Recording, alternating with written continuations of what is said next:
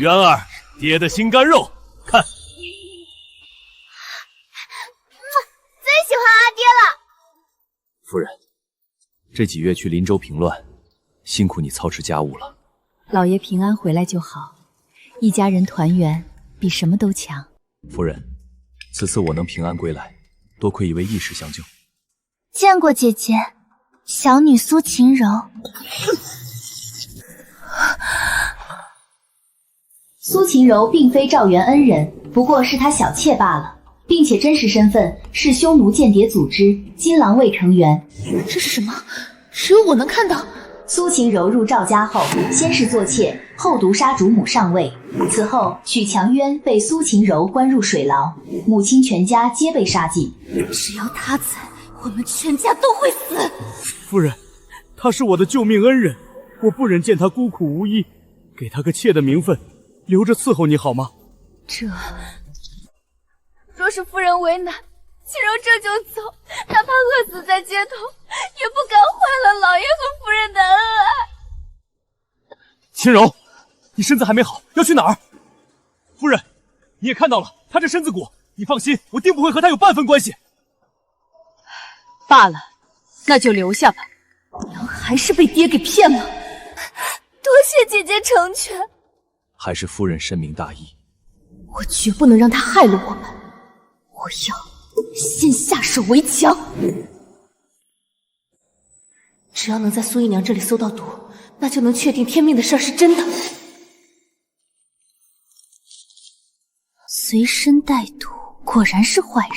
那我做个坏小孩好了。母亲与其劝儿，还不如我帮你下定决心。娘，救命啊！元儿，你怎么了？苏姨娘给我糕点，吃了后肚子疼。什么？小姐中毒了，幸好量不大。你竟敢害我女儿！不是我，是你们害我！我要见老爷！渊儿这么小，他能拿自己的命陷害你？别惹苏姨娘，我怕她以后报复我。你敢动渊儿，我要你的命！让他尝尝这毒药的滋味！快下去！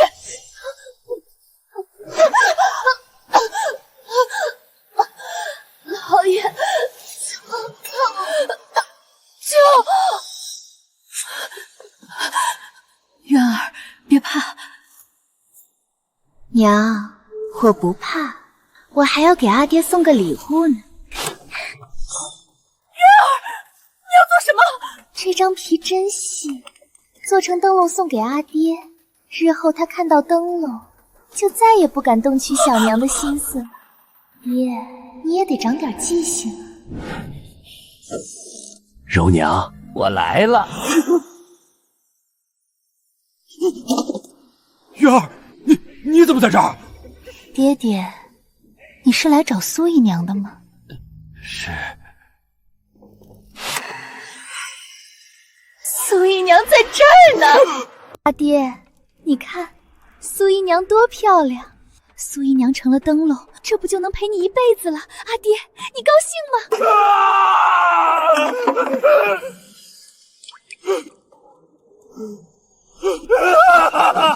柔娘，柔娘，你该死啊！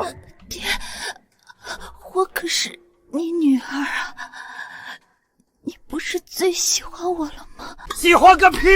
老子娶你娘，完全是看在你外公是当朝大司马的份上。平日里对你好都是装的。原来这一切都是假的。我要你死！死！老爷，你干什么？那是给你女儿下毒的毒妇，还没进门就害人，死有余辜！你疯了吗？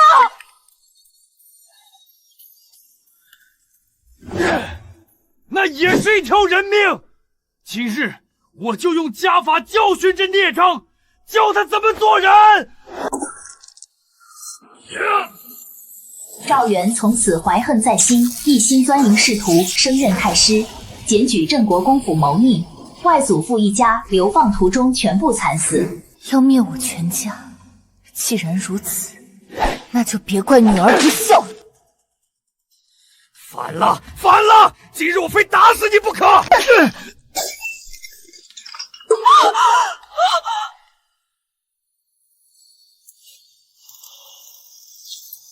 走水了！快找人救你爹！娘，别去。月儿，那是你爹啊！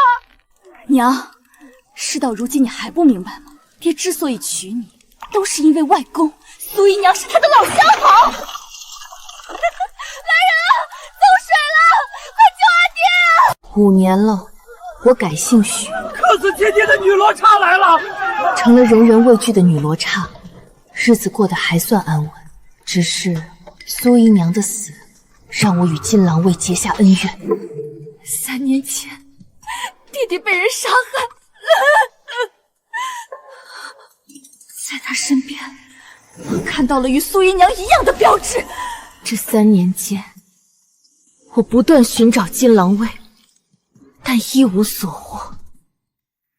小声点儿，裴将军最宠她了，要是被裴将军听到，死路一条。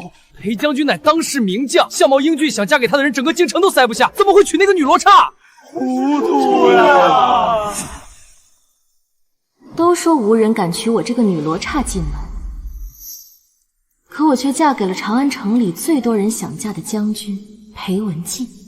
5年前，我随母亲出征，遇到了裴文静。当时的他还只是个无名小卒，我对他没有任何印象。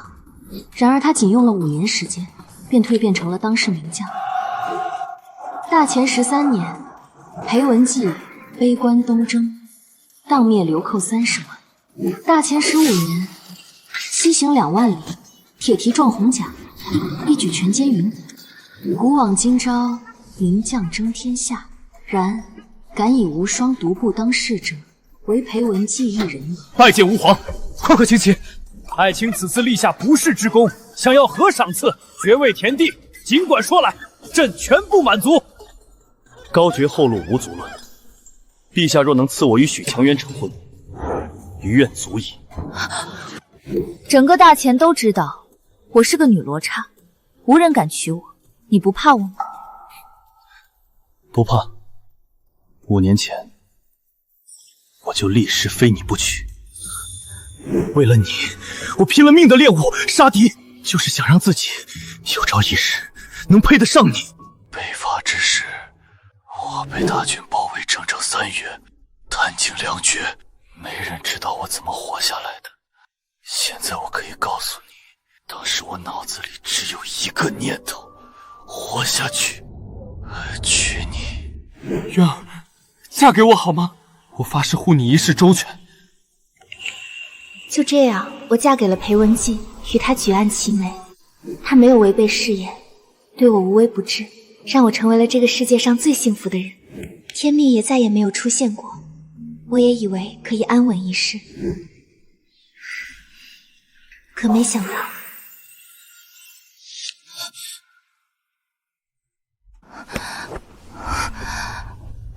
渊儿，我有件事想与你商量，回家说吧。夫人，这是我副将王猛的遗孀柳氏，王猛替我挡了一剑，死在战场上，临终前将他托付于我。求夫人垂怜，有个遮风避雨的地方把孩子生下来。这场景为何如此熟悉？当年的苏秦柔也是这般哭哭啼啼，也是这般救命之恩，只是如今的夫君却没有提取她入门的事。柳依依真实身份是金狼卫成员，骗取裴文静信任，妄图颠覆大前。柳依依近日裴府后，以莫须有罪名栽赃许强渊，皇帝震怒，将许强渊发配边关，被凌辱而死。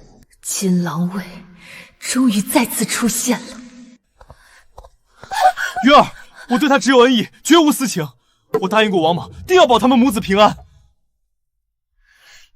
看夫君的样子，估计就算告诉他柳依依是间谍都不会信。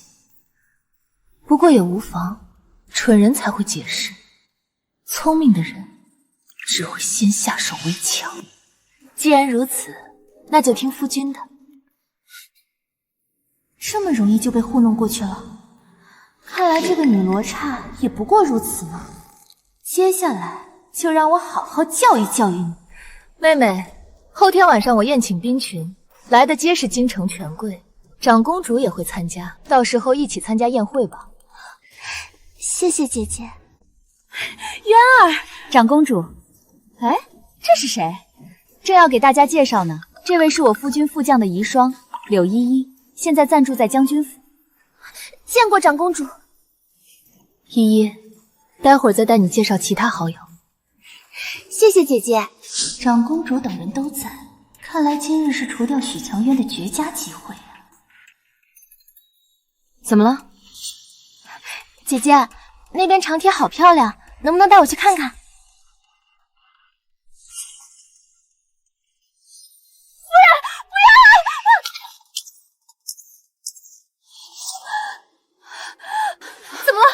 姐姐，你为何要推我？推你？姐姐，我和裴将军真的没有什么，你不要因为嫉妒裴将军照顾我，就要在暗中害我呀！我的孩子，好痛！许强渊，当着这么多权贵的面，我看你今天如何下台。长公主在此，要是传到皇上那儿，定要裴将军休了你。我害你用得着偷偷摸摸吗？肚子痛是吧？来人，找大夫来瞧瞧落胎没。若是没有，你就给我滚到落胎为止。什么？按住他！这会儿能动了？刚才不是躺在地上要死要活吗？给我老实躺着，等大夫来好好瞧瞧。落胎！许强渊，你怎么能这么残害我？我肚子里可是为国捐躯的将士遗孤，传出去让人寒心啊！各位夫人、小姐，你们就眼睁睁看着他这么服吗？想找人给你出头？你可知我的身份？我外祖父镇国公，位列大柱国，当朝首辅。外祖母，天下首富。我娘，乃本朝唯一有诰命的女将军，而我就是个会仗势欺人的女罗刹，皇上都对我家礼让3分。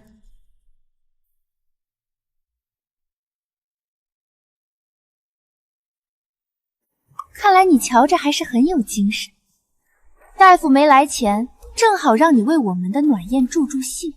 听夫君说，你的舞姿在塞外可是很出名，去冰面上跳个冰舞。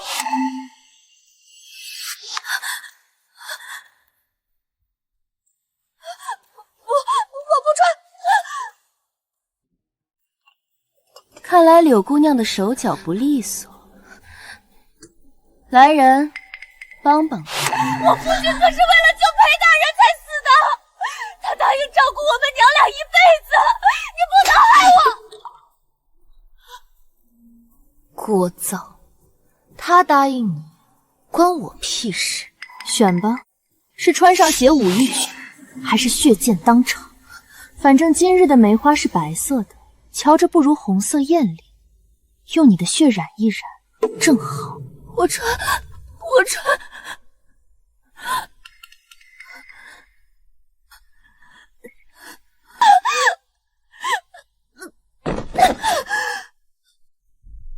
都这么没眼力，还不好好帮帮柳姑娘？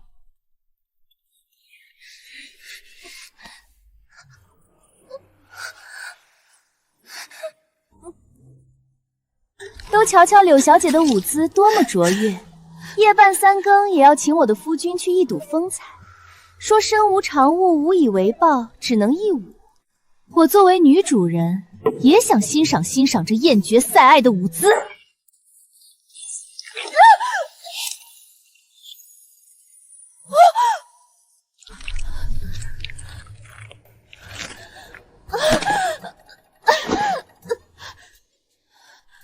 她真是猪来着，怎么敢惹你这个京中无人敢惹的女罗刹？怕是以为裴文姬会为他撑腰呗。那你说他会吗？他若是会，你当如何？那自然是连他一块也不要，有多远滚多远。本宫还真是喜欢你这个性子，干脆果断。因为我知天命，我若不狠，下场好不了。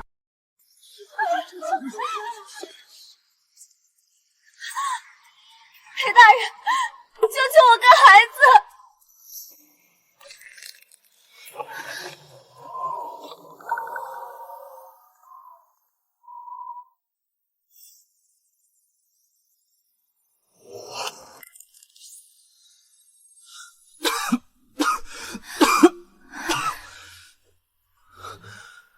裴文姬患有寒疾，每到冬日就会咳嗽。我怜她，怕她冷，连夜上山狩猎，打了数只白狐，做出了这件狐裘。为此，我因着急赶回，路滑坠马伤了腿，卧病在床半月余，与千军万马中厮杀的他都不曾落泪分毫，而此刻却泪流满面，说这狐裘他要一生珍藏，不让任何人触碰。可此时，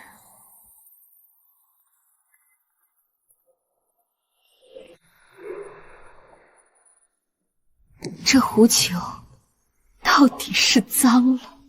强渊，柳氏乃我府上的客人，王猛为我而死，她怀有身孕，你竟然让她在湖上表演冰嬉舞，是要害她落胎，还是想要她的命？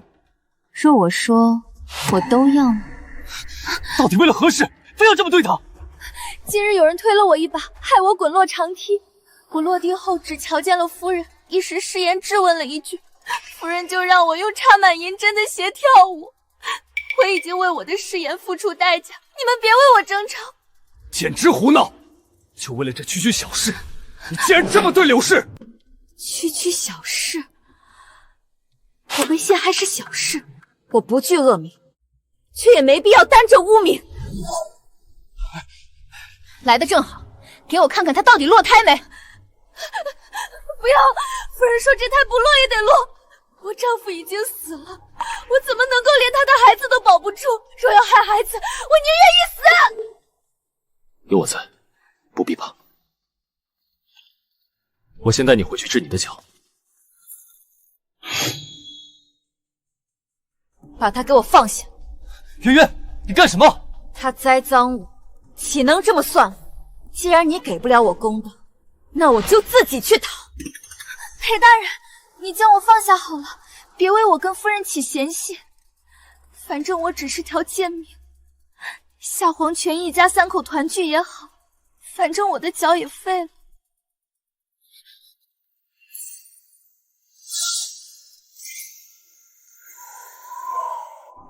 裴文姬，你是要帮他与我作对吗？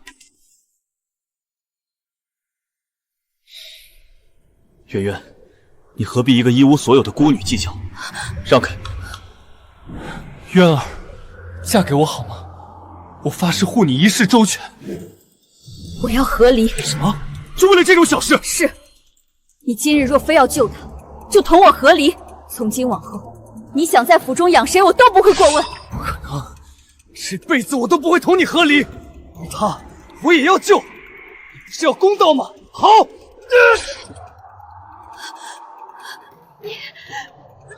这算是我替他给你赔罪，满意了吧？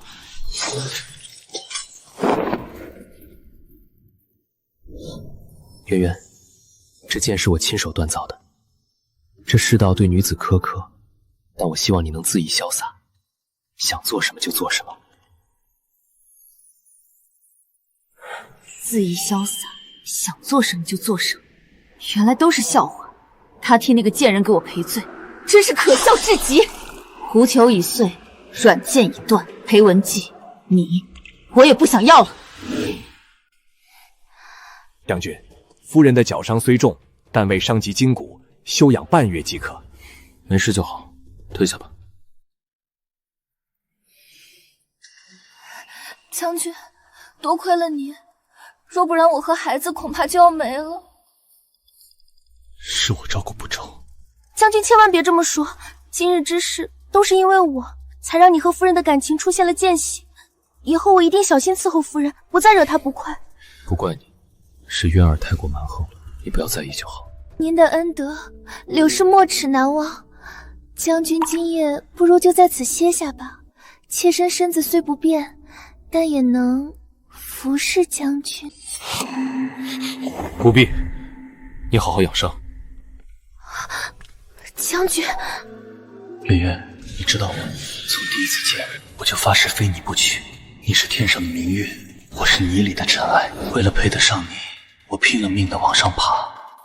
可我总觉得，你看我的眼神只有怜悯，没有爱。我想让你在乎我，哪怕是生气，哪怕是吃醋。柳依依算什么东西？不过是个工具罢了。可你竟然说出和理这种话。天亮了，许强元，你竟真的没来，哪怕一句软话都不肯说。好，那就看谁先低头。渊渊，还要因外人跟我置气吗？柳氏，昨天只是一个误会，柳氏的腿差点就废了，还让我别责怪你。你的气量莫不是只有针眼大小？我原以为你是来找我解开心扉，没想到还是觉得我错了，想让我低头罢了。在你心里，我就是个会无缘无故伤人的泼妇吗？告诉你，做我的郎君，就算我真杀人，他也得给我递刀，给我擦手，说杀得好，说别让血迹脏了我的手。可你呢？他已经说了是误会，你非得抓着不放，我都不同你计较，还特意在此等你归来，你是不是骄纵过头了？别忘了这些年你都未有身孕，我早就可以休妻，也可以纳妾，我都没做，你到底有何不满？这副嘴脸，仿佛不纳妾对我已经是天大的恩赐，简直跟我那个死鬼老爹一模一样。男人都觉得忠诚是恩赐，你当年对我娘承诺过，此生唯我一妻，不纳妾，如今这就忘了。从什么时候开始变了的呢？书房重地，谁准你进来的？渊渊，他只是好心送糕点，无心之举，何必动怒？柳姑娘跳舞动了胎气，知道有身孕还跳舞，连累你整夜未眠。她身无长物，唯有武技，孩子是周启之唯一的血脉，我必须去守着。你别这么善妒。不准你骂他是灾星！渊渊别怕，别怕，有我在，谁也不能欺负你。那个会为了我拼命的少年，早就死了。你去给柳依依道个歉，这事就算翻篇了，我也就不计较你昨日的胡闹。道歉？做梦！夜深了，从今日起你睡书房，我不想瞧见你。许淑妍，你真是太任性！不是你求我回房，我还不回了。握不住的沙，不如养了。裴夫人，您这是？我要见皇上。裴婉姬，这道合理圣旨，我求定了。哟，这不是威风凛凛的裴夫人吗？什么风把您吹来了？我当是谁？原来是陛下身边一条断了根的狗。许强晕，小娘子，有人花钱让我们陪你玩玩，毁了你的清白。说，谁指使的？是赵公子，赵世安。你别乱来！我已参加完科举，现在是官神。赵世安、赵元与苏秦柔当年的私生子，买凶侮辱许强渊，只是为了给杀母仇人一点教训。赵世安已经科考，马上会高中榜眼，仕途一路青云直上。20年后位列丞相，为母报仇，让许家满门不得善终。原来是那个贱人的野种，还要当丞相，灭我满门！你别乱来！我已参加完科举，现在是官神。果然也是个贪生怕死之辈。就你也配当丞相？既然想入宫享福，那我就成全你，把他扔进宫里去，给皇上添个奴才，当了太监，看你还怎么入仕途。多亏了裴夫人当年的成全，咱家才能伺候在万岁爷身边，成这宫里最得宠的红人。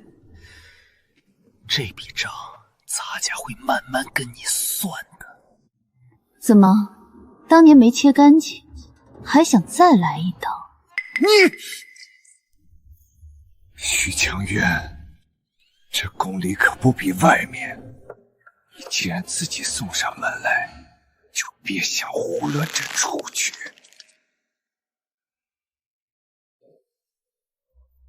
滚开！好口不挡道，我要面圣！许夫人，皇上还在议事，您且候着。你都没有通报，就说皇上不肯召见我。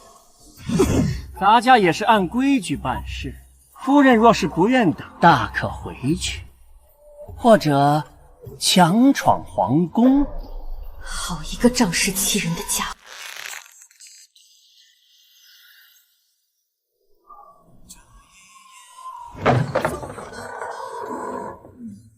皇上让咱家带你进去。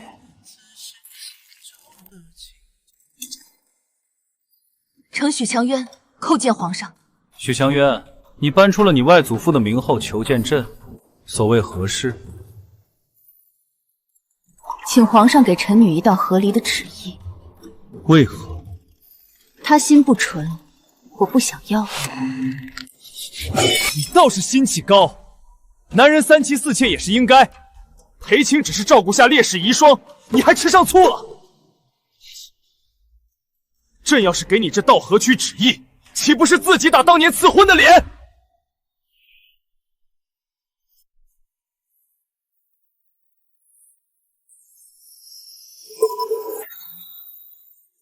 景宗帝忌惮许家兵权，早就开始放权裴文季，暗中扶持他，用来对抗镇国公的金陵卫。许家被扣谋逆罪名，裴文季被利用，趁镇国公大寿下药，抓捕许家满门，后又被景宗帝用抵御外敌的借口支开。许家男丁斩首，女眷充军妓许强渊被太监沦辱，裴文季一夜白头，辞官回乡，终生不娶。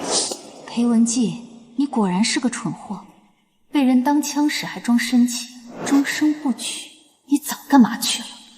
看来我还不该留赵世安的命，更不该留这狗皇帝的命。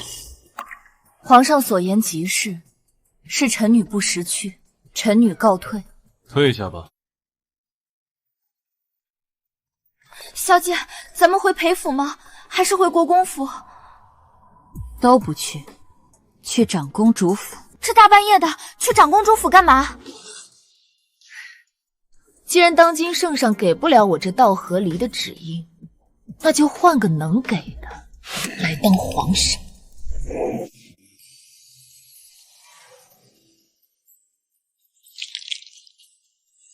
这葡萄真甜，赏。哟，你怎么有空到本宫这儿来？莫不是真同你的夫君散了，来本宫这儿寻新的如意郎君？都站好，给许姑娘好好瞧瞧。让他们都退下。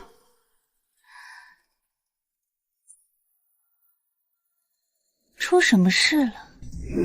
你想不想当皇上？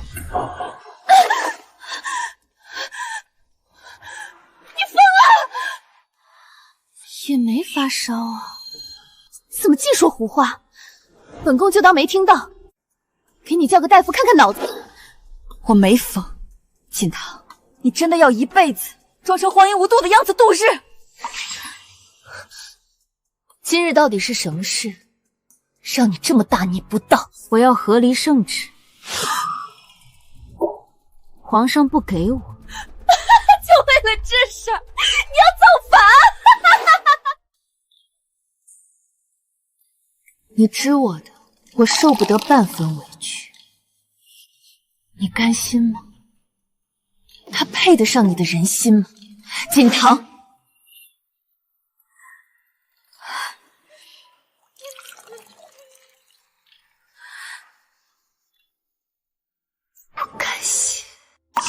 6岁时，弟弟去衢国为质，我不忍他一人受苦，随他一起受尽屈辱，几次险些丧命。归国途中遭遇行刺，弟弟为减轻马车重量，将我推下马车。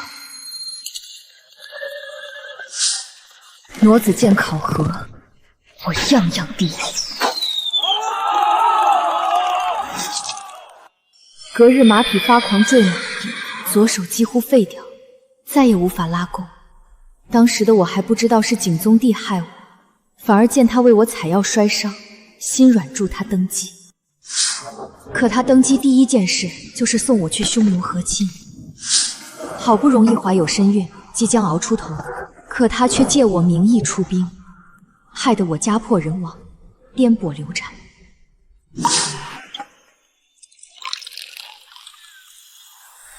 这5年来，他或许愧疚，又或看我沉迷男色，才没有出手要我的性命。许强渊我艳羡，敢爱敢恨，对最亲的人也不手软，又有母族为后盾，可恣意妄为。可本宫没有一点行差踏错的机会。我能与你谈这些事，自然知晓你不甘心，不然你怎会私下经商？身家直逼我外祖母，又借收纳面首之名培养暗桩，遍布朝堂。你的野心早就藏在你的荒唐下。朝为田舍埋头郎，目登天子宝殿堂，王侯将相本无种。女儿当自强，从今往后，我的母族也是你的后盾，我助你走这条青云路。那为何你许家不自己称帝？外祖父年事已高，我娘是个武将，不懂治国。我哥那文人迂腐得很，让他当皇上，怕是要殿前撞柱以死明志。至于我就想当个嚣张跋扈、无人敢欺的女罗刹、女帝什么的，太麻烦。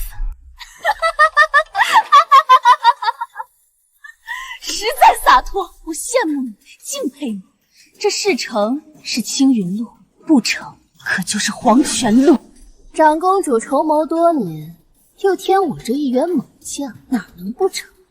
更何况萧锦衣根本不配为帝。如今米价翻10倍，爱买不买？许家米行全部降价赈灾，只要老身活着一日，就绝不让百姓饿死。美酒，美人，到了，朕的豹子，咬死他，咬死他！皇上饶命啊！这桩桩件件恶行，简直罄竹难书。德不配位，必有灾殃。萧景烨，你的报应到了。要是萧景烨知道他只是因为不肯给一封和离指印丢了皇位，会不会被活活气死？相信长公主很快就会知道答案。除了和离旨意，你还要什么？给我家赏个10几20件黄马褂，还有免了我的跪拜。我这人天生跪不，膝盖太硬，这实在是天底下最划算的买卖。成交。什么时候动手？起事前需完成2步：人心、练兵。长公主静候佳音，我这就回去准备。好。将军，妾身早起，采了些桂花做了糕点，最是清香。别为了姐姐气坏了身子。放下吧。将军是在想姐姐吗？姐姐她也是一时气盛。他就是被我宠坏了。现在什么时辰了？回将军，4时3刻了。他人呢？还在闹脾气。回将军，夫人一大早就出去了，到现在还没回来。原来是吃醋后去散心了，我就知道他心里是有我。只是面子薄，不好意思低头。等他回来，我再给他个台阶下，这事儿就算过去了。这桂花糕不错。对了，裴武，夫人去哪儿散心了？将军，夫人她他不是去散心。不是散心？那他是去哪儿了？回国公府了？将军，夫人她是进宫去了。进宫？他进宫做什么？小的听门房说，夫人是去求皇上请旨和离。你说什么？和离？是，夫人临走前说，既然将军护着柳姑娘，那他就成全将军，让将军和柳姑娘安稳相伴。和离？他怎么敢？他怎么舍得？我和他6年夫妻，恩爱有加，他竟然真的要和离，就为了这点小事？将军，姐姐这是怎么了？难道她真的不要将军了吗？这可怎么办啊？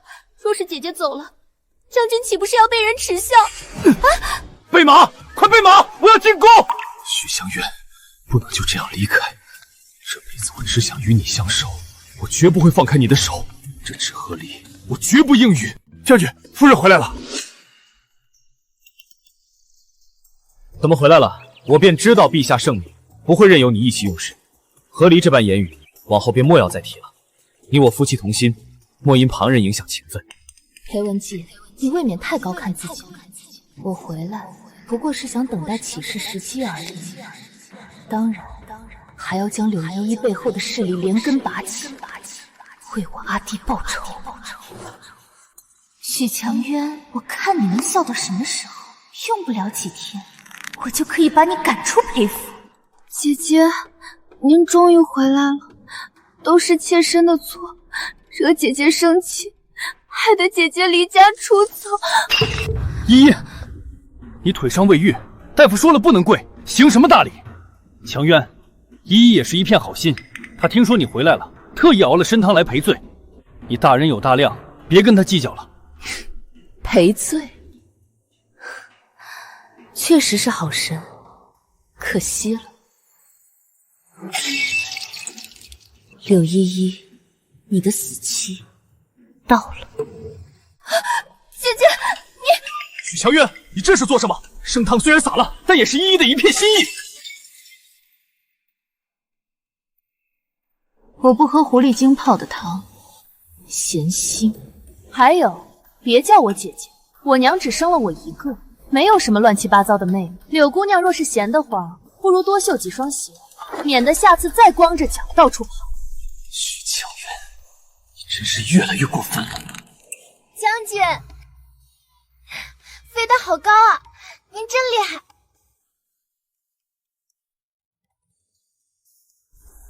只要你喜欢，哪怕是天上的星星，我也给你摘。小姐，姑爷这是故意的，那个柳依依都要骑到您头上了。随他去，跳梁小丑罢了，这种蠢货也就配跟柳依依这种货色混在一起。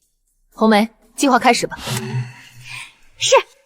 金狼卫、景宗帝，你们的日子到头了。将军，夜深了，歇歇吧。依依，你怎么还没睡？将军不睡，妾身怎么睡得着？将军是在为边关的事烦心吗？是啊，这匈奴人狡猾多端，最近总是能避开我们的巡逻路线，袭击我们的粮道。我怀疑……将军怀疑什么？没什么，你一介女流，不懂这些打打杀杀的事。妾身是不懂，但妾身知道将军是战神，一定能打败那些蛮子的。小姐，那是机密重地，姑爷怎能让他随便进，还让他看布防图？这是违反军纪的，他可是奸细。违反军纪，在他眼里，柳依依是他的救命恩人，是弱女子，怎么会是奸细呢？那咱们快去揭穿他吧！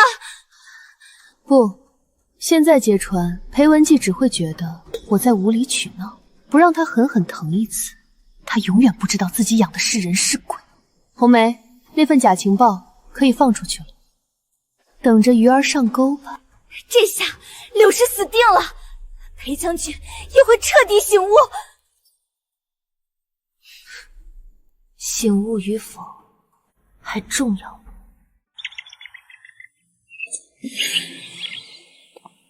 红梅，我哥最近在忙什么呢？小姐，听说舅老爷那边刚批了一批粮草，足足有10万担。这么重要的事，怎么能随便说？这里又没外人，而且听说为了避开匈奴的耳目，这次不走官道，要走黑风口那条小路运往边关。黑风口地势险要，确实是个隐蔽的好地方。此事机密，切不可外传。若是那批粮草出了事，前线将士可就断粮了。奴婢省得。10万石粮草，黑洞口，这可是天大的情报。若是能截下这批粮草，大汗定会重重赏我。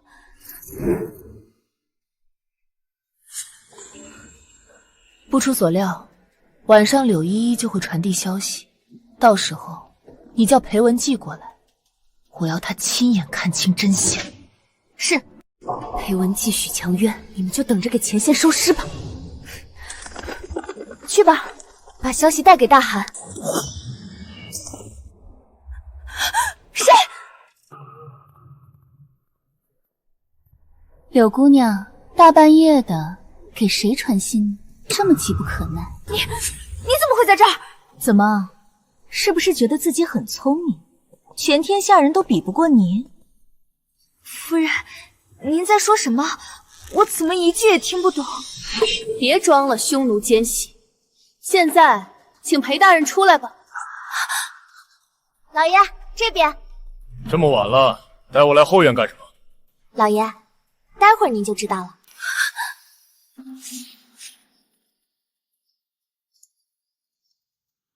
怎么回事？大半夜的，你们两个在干什么？将军不是疑惑为何最近的军国大事屡遭泄露吗？今晚我凑巧碰到柳氏放信鸽，将军想不想看看内容是什么？什么意思？柳依依正是匈奴的奸细，信鸽就是证据。将军，那是妾身养来给王府上朝用的灵鸽，我想告诉启之将军对我很好，让他安心。可是夫人他竟然射杀了他！先父此事慎重百件，宁绝儿虐不绝，死不瞑目，持刀护在裴将军身前。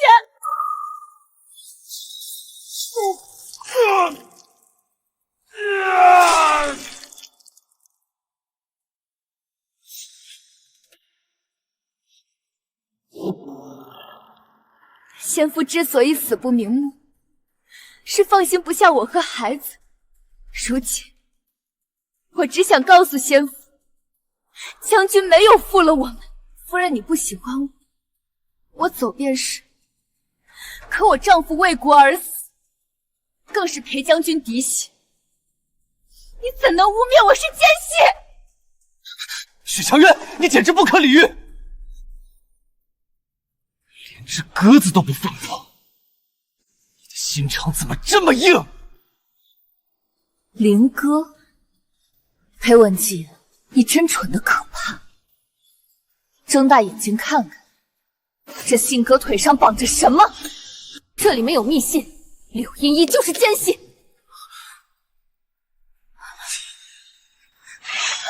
夫人，你让我死，我死便是，不需要羞辱我。够了！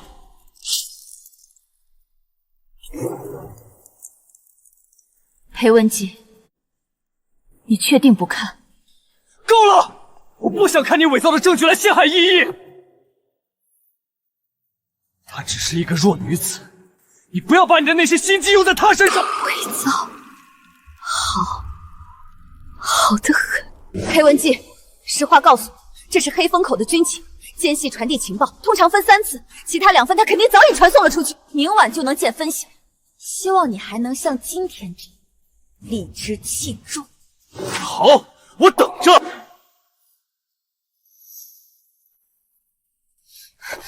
夫人，必须要给老爷说清楚。解释是最没用的。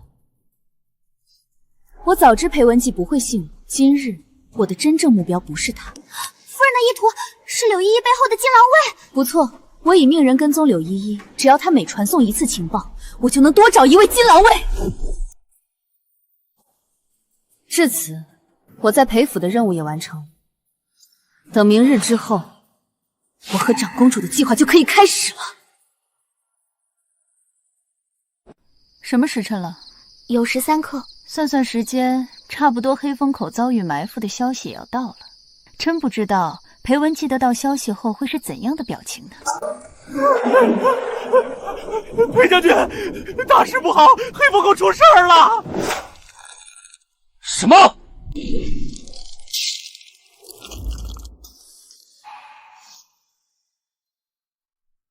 蠢货！一群废物！匈奴人在黑风口设伏，虽然那批粮草是假的，但我军前锋营中了埋伏，死伤惨重。消息是怎么泄露的？黑风口是机密，是不是你治军不严，泄露了消息？裴文姬，实话告诉你，这是黑风口的军情，奸细传递情报通常分3次，其他2份他肯定早已传送了出去。黑风口军情乃机密，朕在问你话。臣不知，臣府上绝无奸细，这一定是巧合。是，你满意了？是不是你故意把假消息透露出去的？你想证明什么？证明依依是奸细。我透露假消息？裴文姬，你脑子里装的都是浆糊吗？若不是有人把这消息传给匈奴人，匈奴人怎么会去黑风口埋伏？我只是放了个诱饵，要勾的可是你那位好依依，是你亲手毁了证据，是你害死了前锋营的将士。我会查清楚的。虽然这次情报是假的，害得大汗损兵折将，但你做得不错。裴文姬已经彻底乱了阵脚，他和许强渊的嫌隙也越来越大。多谢公公提点，只是那个许强渊太碍事，他好像已经怀疑我了。放心，咱家那个好妹妹蹦跶不了几天了。你那夫君战场无敌，但头脑也太过简单了。只有小女人才会满脑子想着男人。长公主，我们的所求可是整个天下。那计划什么时候开始？已经开始很久了。最近全国大旱，流民颠沛。早在我们第一次谈话的时候，我就已经命人以你的名义，以工代瞻，引水入城。今日粥里加了肉，大家排好队。这位大娘，这要拿回去煎了，分文不取。活菩萨呀，长公主真是活菩萨！引水入城工程已经马上完工了。如此浩大的大工程，你真做到了？有钱能使鬼推磨，外祖母的银子加上我娘的兵力协助，没有办不成的事。列位看官，可知这修渠引水施粥救人的是谁？不是许小姐吗？非也，那是咱们长公主殿下。许小姐受长公主所托，散尽家财，也要救百姓于水火。竟是长公主？听说她不是……呸！那是谣言。如今看来，长公主才是真正心系咱们老百姓的。反了！都反了！都反了！有人在民间传颂长公主贤德，传颂长公主贤德。这个皇帝，还不如一个女人，不如一个女人。这定是那许强渊在背后。长公主不过是个只会玩男人的草包，哪有这本事？许强渊，就是他，就是他！列位看官，可知这修渠引水施粥救人的是谁？不是许小姐吗？非也，那是咱们长公主殿下。许小姐受长公主所托，散尽家财，也要救百姓于水火。现在外面都在传，长公主是天命所归。程远，现在我们是不是可以起事了？还不够。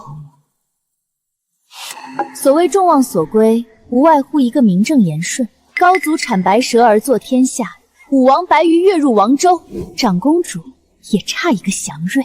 我立刻派人去办。不必，我已准备妥善。今日这块神石就会运到护城河底，明日一早，全城百姓都知道这是天降神石，吾有强渊，大事可成。请宗帝，你的皇位还能坐几天呢？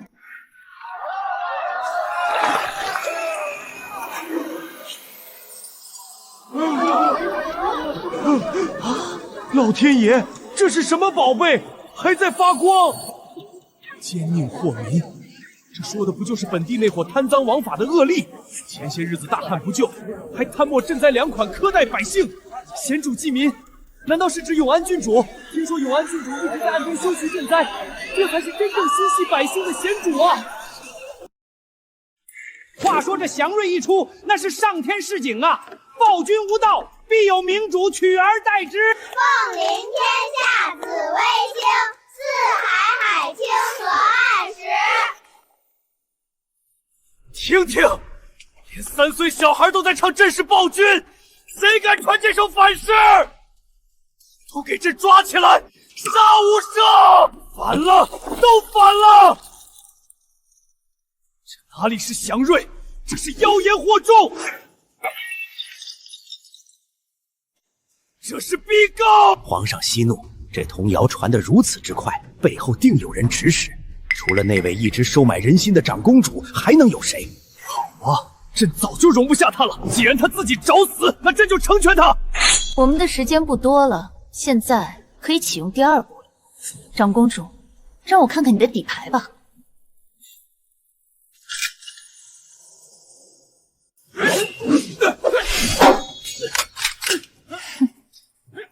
本宫的底牌就是这18面兽。风雅四世，表面是陪我吟诗作画的文弱书生，实则精通兵法阵图，负责情报与内务中枢。天象4杀，每一人可独当一面，拥有顶级武力。其余8人，一是身怀绝技，火器、御兽、奇门遁甲、鬼医、商业绝顶之者。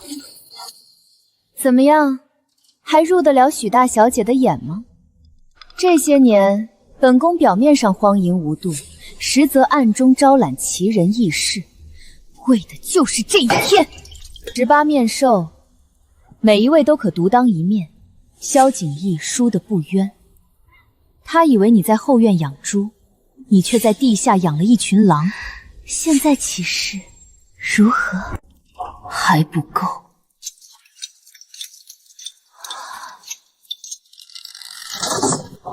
这连弩设计精巧，射程虽远，但装填太满。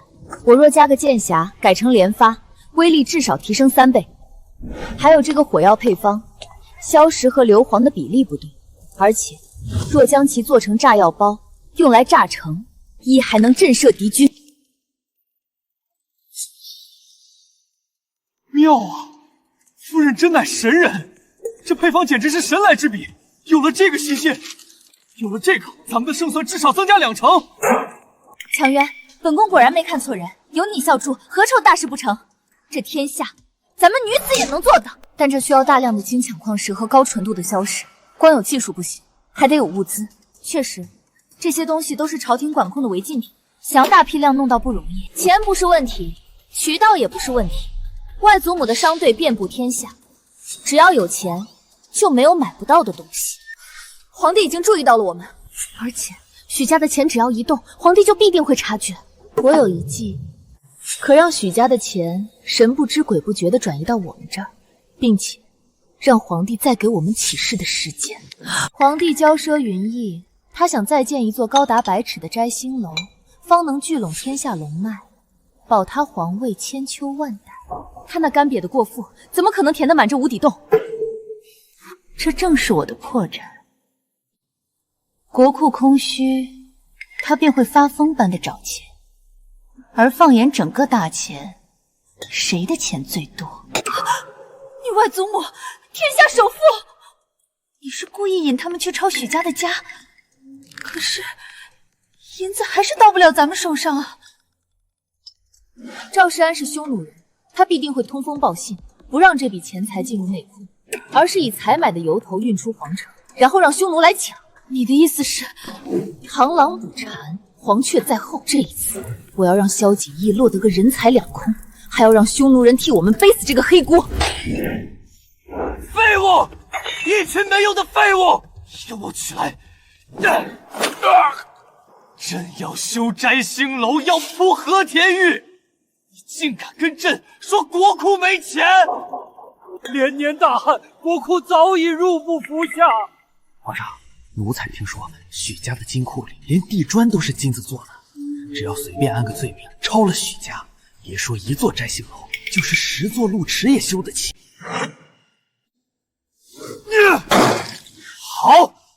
好主意！赵世安，朕命你和裴文姬即刻带禁军去查抄许家。好，许家终于要完了，还有这么多的银子，若是大汗能得到这笔钱，招兵买马，大军南下，便指日可待了。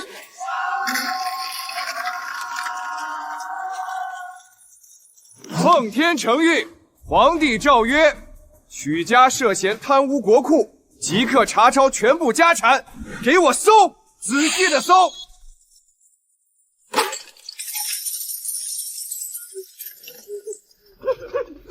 将军不能疯啊！这是老夫人一辈子的心血呀！我们许家行得正，坐得端，从没干过违法的事儿啊！皇上有旨，许家涉嫌贪污，所有产业查封充公。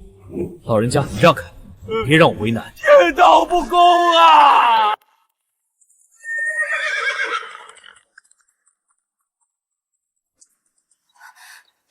裴文姬，是你带兵来查我家？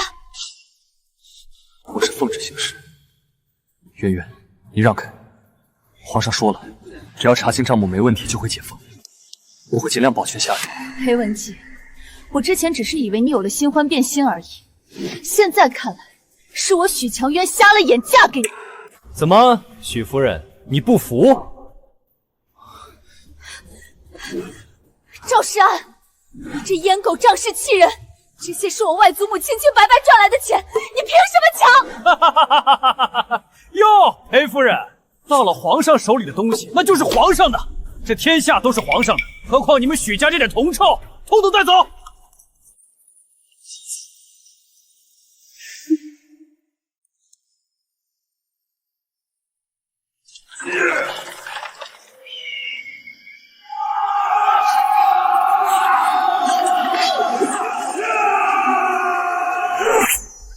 杀光这些中原狗！金子全是我们大匈奴的！一起！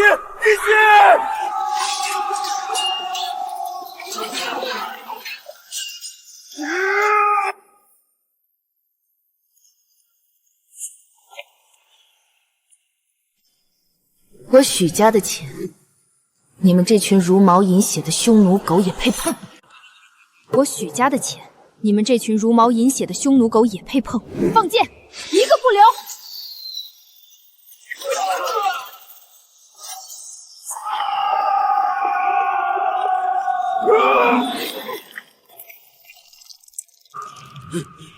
你是谁？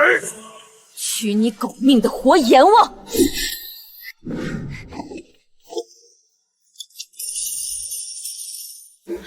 小姐，金银全都在，一分不少。邓总汉，把所有金银转移到长公主的基地，充作我们起义的军饷，再制造出匈奴人杀人越货后仓皇逃俗的假象，绝对不能留下我们来过的痕迹。夫人这招移花接木简直神了！萧景翳以为他抄了许家就能填满国库，这下他不仅失去了金银，还会以为是匈奴人在狠狠打他的脸。走，好戏才刚刚开场。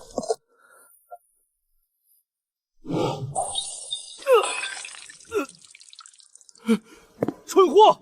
朕的钱怎么会被匈奴抢走？奴才该死！朕的摘星楼怎么办？怎么办？皇上，北方旱情严重，田地收成微薄，民生艰难啊！平民生活困苦，度日艰难，请皇上体恤民情，开仓赈济。若不及时安抚，民心难安啊！传旨，加征赋税。皇上，裴爱卿，你也想抗旨吗？景宗帝，你好狠的心，是时候把你拉下皇位。强渊，你在干什么？私设周鹏是收买人心，是僭越，皇上会以此治许家的罪，你这是在给许家招祸。收买人心，这些人在饿死。朝廷不救，我救也有错。裴文姬，你的良心被狗吃了吗？我是为你好，快收摊，跟我回去。趁皇上还不知道。皇上，今日之后再无景宗帝。你在胡说什么？裴文姬，你那么爱当忠臣，我就成全你。小姐，姑爷真的会信吗？他会的，因为他自负，也因为他太想立功表现，在皇上面前证明他的忠心了。走，去长公主府。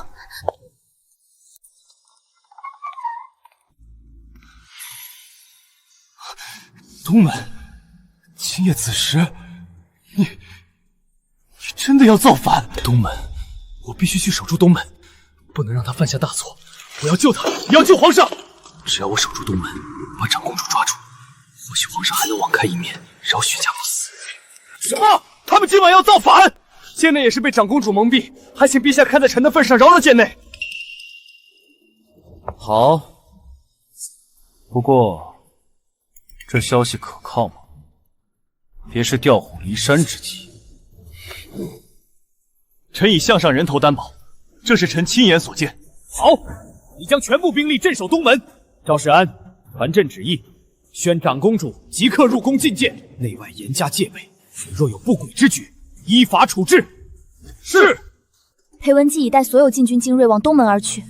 蠢货，真的以为我会把把柄送到你手上吗？传令下去，主力部队集结北门。今夜我们要给他们一个惊喜。宫里刚刚来人了，宣我入宫。萧景逸要对我动手了。我知道，这也正是我们的机会。若我回不来，你会回来的。这皇位你坐定了。好，那我在宫里等你。若赢了，这天下我们姐妹共享。去吧，让他看看什么是真正的凤临天下。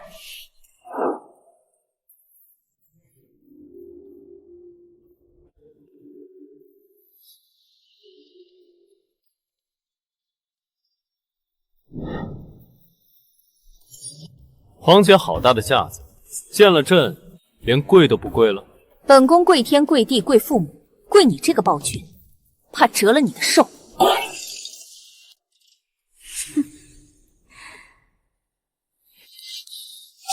萧锦堂，你放肆！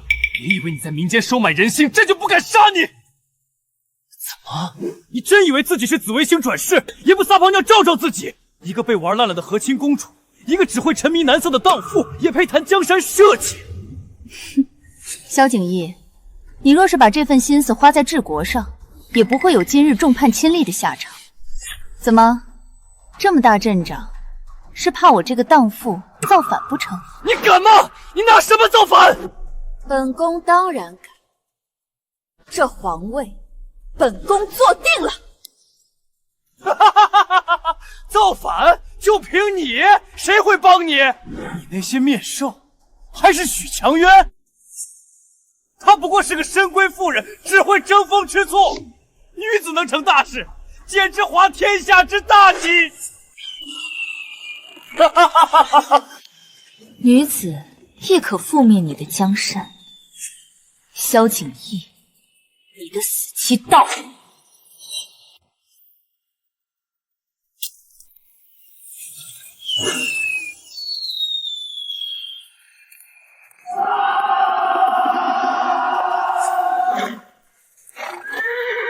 诸位将士，萧景逸无道，残害忠良，涂炭生灵。今夜我们替天行道，为了死去的冤魂，为了天下的百姓。目标东门，随我马踏皇城。愿随将军不屈不挠。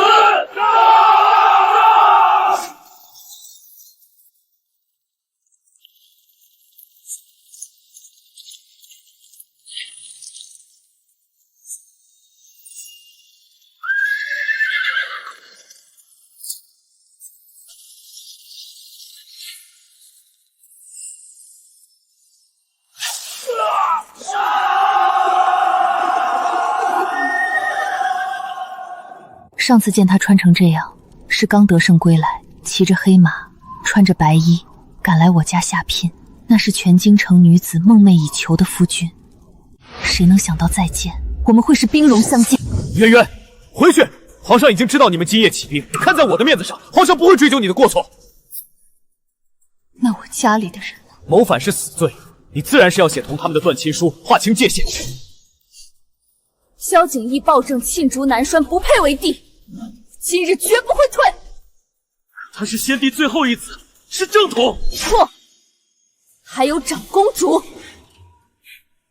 她只是个女子，怎么配为帝？还是如此自傲，当真可笑。女子又如何？长公主14岁便被所有技巧认定是全才。哼！我娘是比你打过更多胜仗的将军，外祖母比多少男子都有经商头脑。这世间有无数比男子优秀的女子，她们只是明珠蒙尘，不得亏光。今日我就让你看看，我许商言比起你无双将军来，孰强孰弱？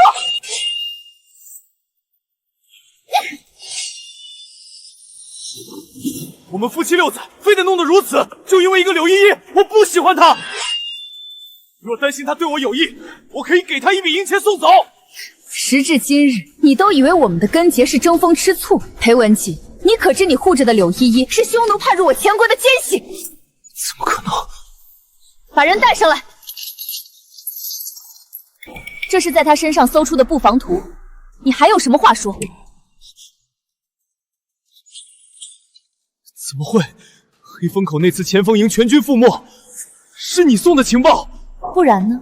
看上你也配？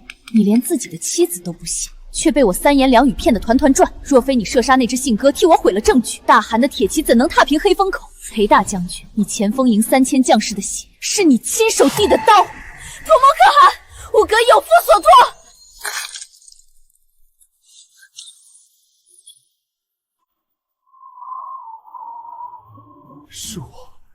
是我害了他们，我没脸见九泉之下的兄弟。我负了他们，我也负了你。我的婚姻，我的人生，我的兄弟，全毁在了我的傲慢与偏见上。王猛虽是你的部下，可你却不知他不能生育。暖宴那晚儿，你以为我是报复他，真是可笑。让他穿舞鞋，只是为了试探。可寻常女子怎能忍受那种剧痛？我找大夫是为了测她是否真有孕，却被你阻止。但凡那日你多问我一句，我也会告知真相。可你说我小题大做，以为我是吃醋害命。你明知他是奸细，为何不早告诉我？你信吗？既然是误会，我们之间更没必要和离，也没必要闹到如此地步。你不仅在柳依依的假情假意里瞎了眼，更在萧锦衣的暴政里丢了脊梁。这婚我离定。渊渊，就算你要和离，我也认了，但你不要冲动。北门早已布下天罗地网，就算你有3头6臂，今日也别想踏进去半步。我是为了你好，不想看你送死。送死？裴文熙，你真以为我是来送死的？什么意思？能被你们轻易知道今夜攻北门的计划，自然是我们故意透露给你的，为的就是调虎离山。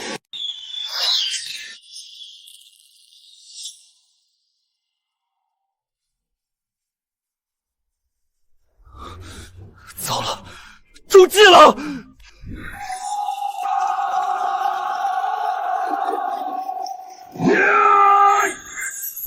青林为何在？随老夫杀进去，请君策！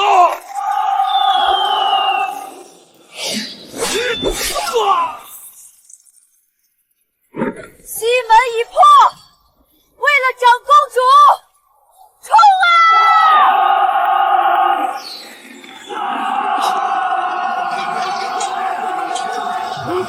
将军，东门失守，西门也破了，皇上那边危险了！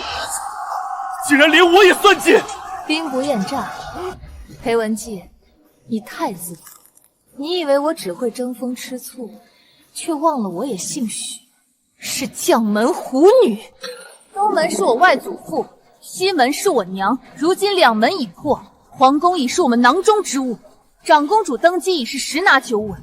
裴文姬，你不仅输了感情，连兵法也输。全军回撤，不要关北门了！快去救驾，保护皇上！呀！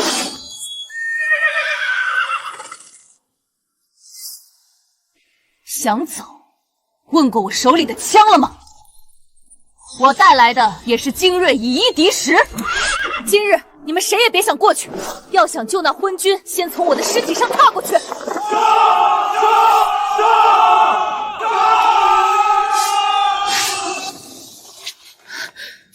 渊渊，你是女子，力气不如我，打不过我的，不要逞强，快回去。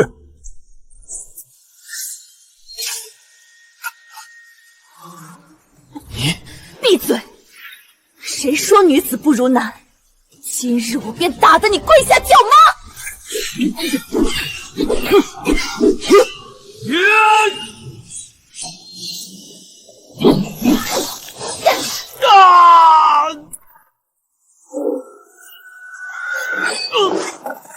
比起你这个所谓的京都第一枪神，我的枪法如何？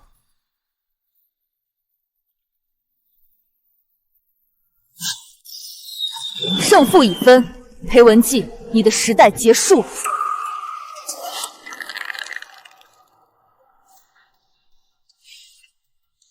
皇姐，听到了吗？这是你那些乌合之母临死前的哀嚎。你输了，朕的无双战神早已率领最精锐的御林军埋伏在北门，而许强渊此刻恐怕已经身首异处，成了裴文姬枪下的亡魂。是吗？皇帝未免高兴得太早了。裴文姬确实是战神，但他有个致命的弱点——自负。而许强渊，你根本不了解他，他比你想象的要狠得多，也强得多。长公主殿下都死到临头了，还嘴硬。裴将军这次定会大义灭亲，提着他的头来见皇上。那我们就拭目以待，看看最后提头来见的到底是谁。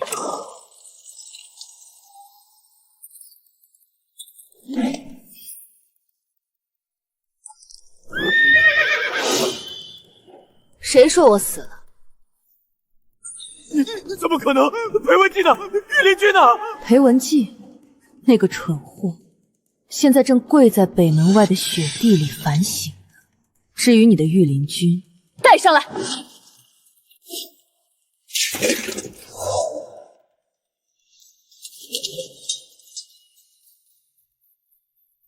哦，这不可能！我就知道你会成功的。让你久等了，这场戏该谢幕了。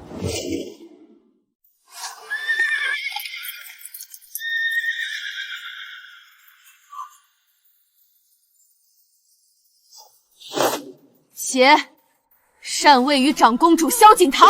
朕是天子，朕绝不退位。你们这是谋逆，是乱臣贼子，朕要诛你们九族！废话真多。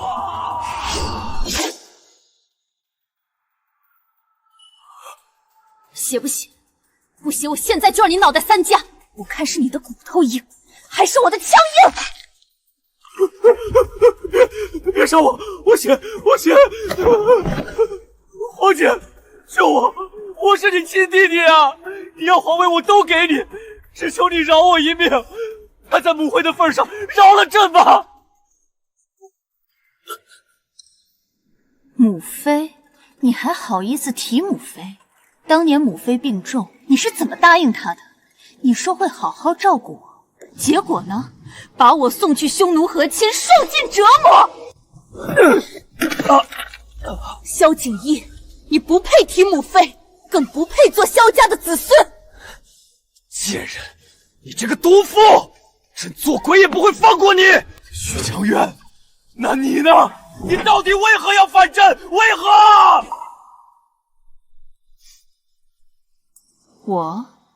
因为你没给我和离诏书啊！什么？就为了一封小小的和离书，你竟然会造反啊！男人啊，总是自以为是。你以为女人只会争风吃醋，却不知道，当我们想要一样东西时，哪怕是皇位也唾手可得。这江山本就不该只属于男人。不，废话真多。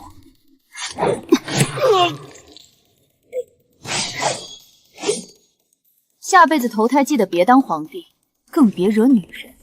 裴夫人，裴夫人，奴才也是被逼的，都是皇上指使奴才干的，奴才愿意做牛做马伺候二位主子。饶你？是，奴才一定。想得真美，一个暴君，一个阉狗，倒是般配，正好在黄泉路上做个伴儿。从今往后，这天下是你萧锦强的天下，也是我们女子的天下。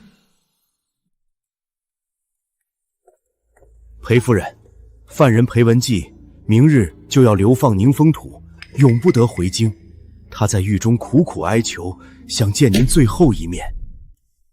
不见，该说的昨日在北门外已经说尽，让他好自为之吧。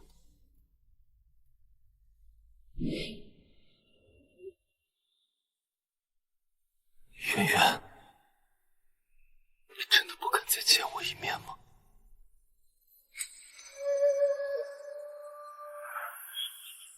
既然生不能同寝，那便死后谢罪吧。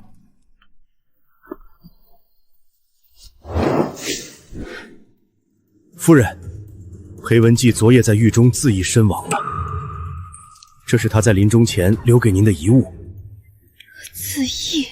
是，他说无颜面对夫人，唯有一死谢罪。愿娘子相离之后，重梳蝉鬓，眉扫蛾眉，巧成窈窕之姿，驯配高官之主。解怨释结，更莫相赠，一别两宽，各生欢喜。渊渊，你还记得吗？15岁那年，我随岳母上战场，险些丧命，是你策马救下了我。从那一刻起，我就立誓非你不娶。我曾发誓要护你一世周全，可最后伤你最深的却是我。我得偿所愿娶了你，却没有珍惜。我对不起你，若有来生，我愿做牛做马，赎这一世的罪孽。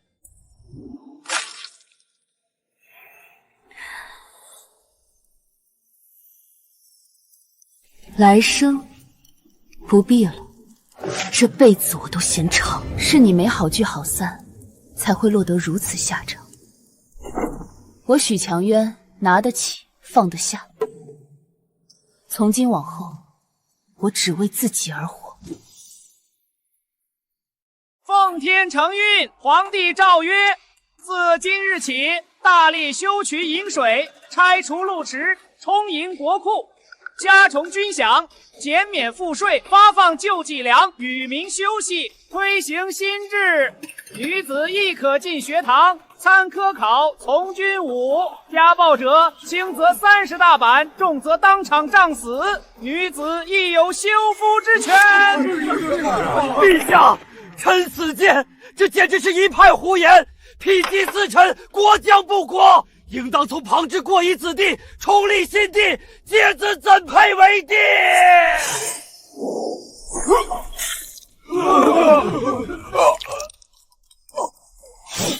既然想死谏，那就得偿所愿吧，正好可以考虑换个女相。还有谁想下去做？祸不及妻儿，本将军说到做到。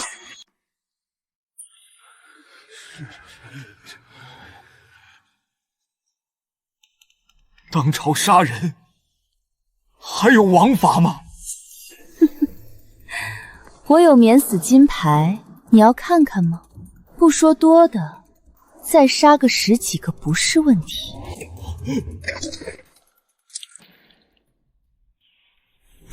女帝英明，杀伐果断，乃千古明君。